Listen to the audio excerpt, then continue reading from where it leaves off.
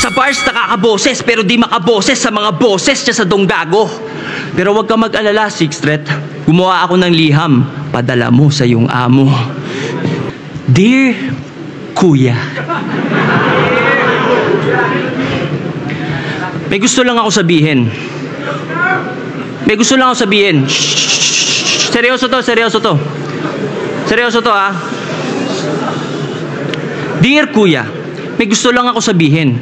Una sa lahat, para sa akin, isa kang legend, isa sa puno at ugat.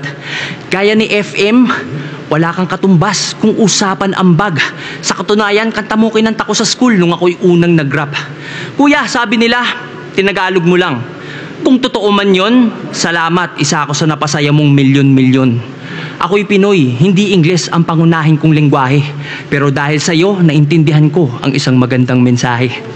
Kuya, sa totoo lang, naisip kitang i-diss sa battle na to. Naghanap ako ng pangit, pero sorry, maganda nakita ko. Noon pa lang mga panahong pinaglalaban mo ang nababaduyan sila sa rap, ito'y pinaglaban mo.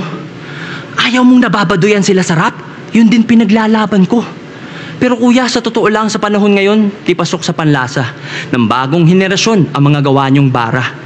Ikaw pwede pa, pero mostly, yung mga gawa talaga ng iyong mga kasama. Pero hindi dun galing ang hate na iyong tinatamasa. Kuya, yung burat ng tao dahil sa nasa iyong paligid. Tinitira ang mga bago kahit nananahimik. Tas tila walang sumasaway, yung amo tahimik. Nagmumukha tuloy ikaw may pakana o nakaisip. At kuya, isa pa, pag rap lang, wag mong palakihin. Nagmumukha ka tuloy pikon sa bagay na ginagawa mo rin. Danas ko rin ang matinding bash at ito lang ang akin. Pag di ka natakot na masira, doon ka na di kayang sirain. At sa mga matatanda, sa matatanda na kasama ni kuya, gusto nyo yung benefits ng pagiging nauna? Kampanan nyo muna responsibilities, mga idol. Di kayo kinikilala? Pakipagkilala kayo ng walang bit-bit na rifle. Kayo yung nakakatanda. Dapat mauna kayo maging humble. Kasi ang mga nauna dapat ang leader at ang leader nagli-lead by example. Kuya, alam ko, respeto lang ang iyong gusto. Ang solusyon ko dyan, eto, sagutin mo tanong ko. Sa 14 years ng battle rap, papaflip top o sunugan, kahit isang beses nagpunta ka na ba?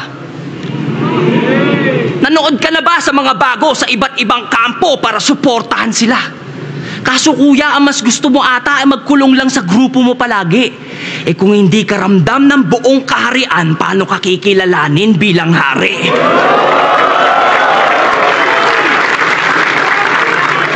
Nung nakaraang eleksyon, nag-promote ka ng unity.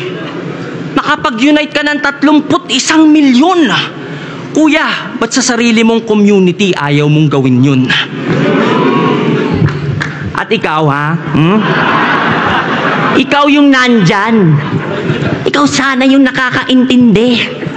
Ikaw dapat nagko-call out sa mga seniors 60 at nag-a-advise dyan, pre. Kaso wala, duwag ka. Ako patuloy gumawa kahit na hindi ko parte. Well, at least napatunayan ko sa mga tao na wala kang silbi. At sa PS, sa mga di makaintindi, mga mandidis yan sigurado. Pero sige lang, be my guest, di ako mai-stress sa mga duranyo.